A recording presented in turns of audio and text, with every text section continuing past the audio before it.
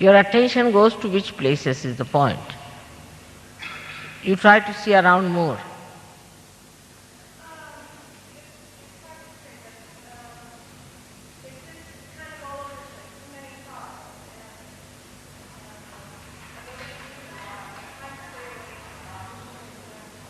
You see, first of all, in meditation you must discuss this. And there are many others who can tell you, they'll work it out. And secondly, the best way, you see, to put your eyes on the Mother Earth. Concentrate on the Mother Earth is the best way. When you are walking, keep your eyes on the Mother Earth. If somebody is talking to you, keep your eyes on the Mother Earth. You see, then you will absorb everything better and you will be stationed better. All right? It's a very good thing to think about, that our attention should not be frittered out. Gradually you'll settle down. I think most of you who have come for the first time will find it a little difficult in the beginning to adjust. But gradually you will. Because first of all our attention goes to small things like have to sit on the ground, or you have to go by buses, or some sort of a filthy thing you see somewhere. So the attention always goes to the defects and the loopholes and to the filth, because attention has been like that. But then it starts going to the places of beauty. In little things you start seeing the beauty, in little things you start seeing the divine. And then that's the time you should know that your attention will enjoy everything. But normally, you see, the attention, especially the kind of attentions we have, goes to the wrong things. What is the loophole? We start judging everyone, we start judging every place. Now see this place, if you sit here, to me it is marvelous. To you it may be just made out of what, this tin business, this, that, all that you will start thinking. To me it's beautiful. Because I see these beautiful sari spread here and the beautiful flower arrangements, beautifully done, something so special, and the background and everything done with such care. How did they go there and how did they have these things tied up? It's remarkable. All these things come to my mind and I start feeling very overjoyed that my boys have worked so hard to put all these things up, and how nicely, how they must have arranged it. All these ideas come into my head and I feel very elevated. I don't see the tins or I don't see anything else. It is what you see, where your attention goes. So try to see something beautiful. There's so many beautiful things that one can see. Now, what I see is the heart of my children, the way they have done it, isn't it? If you are a deep person, you can see how they have spread the saris sweetly, how they have spread the flowers, how they have done it. So it is the attention. Where does it go? When you start seeing for yourself, what is my comfort, I should have this, I should have that, then there is no joy. But the joy lies in seeing the deeper side of what they have done for us, how they have worked for us, how they have brought things for us, how they have cooked for us with love. You are doing no work compared to what these people are doing, no doubt. You are moving like royal people, really, to be. And they had to do it, especially Ganpatipura. It was a very difficult place. People had to come all the way from Nagpur, 50 people came to cook your food. Money is not everything. Even if you pay money, you can't do that. It's love, it's the feeding, it's the attention, it's the generosity of looking after the guests.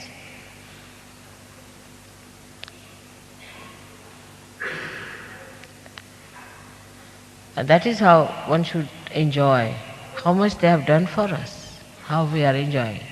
That's how your heart will become deeper and deeper.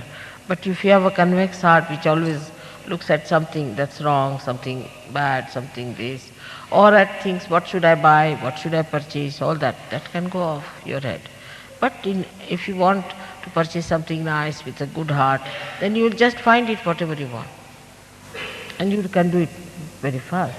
When I did yesterday shopping for all the centers and all that was, I think, 1 lakh of rupees perhaps, for all the Indian centers, and I did it in no time. Because it was for them, I was much better off. If it was for myself, I don't think I would have done so well. For you'd be surprised, I never buy anything for myself. Don't have time. You people give me so much, I don't have to buy either. So it is how you look at things, how you do things, how you work it out. And yesterday the shop I went to was all full of fragrance. Everything there was fragrance and everybody was feeling it. It's just because I was enjoying the whole thing, enjoying, doing for others.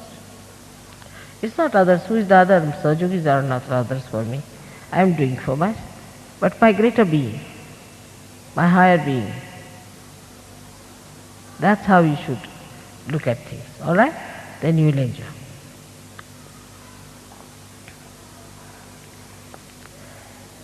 आता सांगलीकरांना सांगायचं असं की इथे आपण पूर्वी एक पूजा केली होती आणि आता परत केलेली आहे. आणि सांगलीला बरंच पेपरात आल्यामुळे वगैरे बरंच काम झालेलं आहे. आणि इथे सहयोग बसूही शकतो कारण वातावरण फार छान आहे, शांत आहे आणि तिथले एकंदर लोक सगळे मदत करायला तयार आहेत. तर सांगलीकरांना आमच्यातर्फे आम्ही एक लहानशी भेट देणार आहोत. तर ती भेट त्यांनी स्वीकारावी अशी माझी विनंती आहे.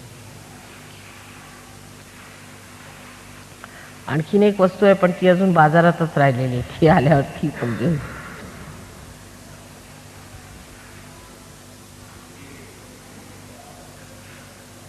कोण घेतील?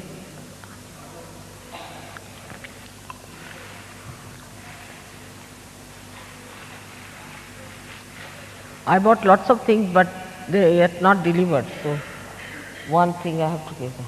Give me. Yeah, Tavde. So this is our Sahajayogi, Mr. Tavde, who is a very big officer here. He's done this.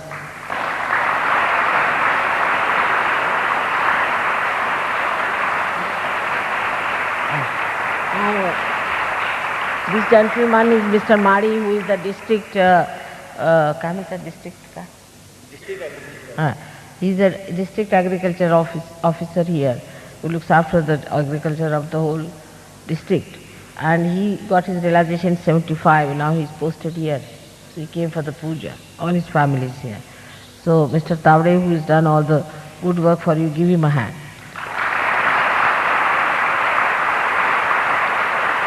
Also, here there is Yadav Sahib, Mr. Yadav, who has published everything in the paper, and who is the newspaper gentleman here, Mr. Yadav. Give him.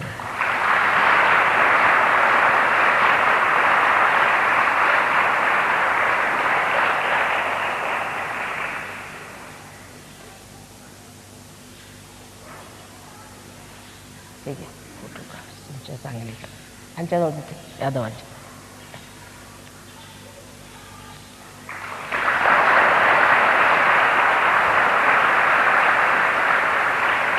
They are so highly placed but so humble. Just look at that. He is the man who is in charge of the whole thing here. He is the engineer and he is the gentleman who is in charge of all the district's agricultural activities. He is the officer in charge. And another one is the editor of the newspaper.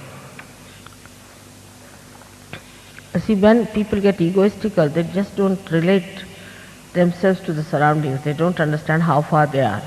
It's like a ball, which you just give it a push and it goes up in the air, without knowing that it's just a ball full of air. That's why we call it bumptious, you see.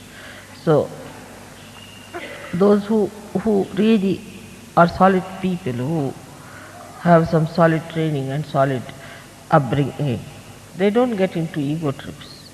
They don't get into these trips. They first of all become very humble and try to learn and become humbler and again learn and become humbler. Like Newton has said that I am like a little child collecting pebbles on the shores of knowledge. A person like Newton, he said so. But nowadays I find it's difficult to find people of that kind.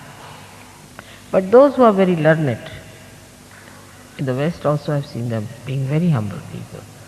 In their writings, in their whole behavior, you can see they're very humble people. Humility is a sign of knowledge. When the tree is loaded, it bends down. When it is loaded with fruits, it bends down. In the same way, a person who has knowledge will bend, will be very humble.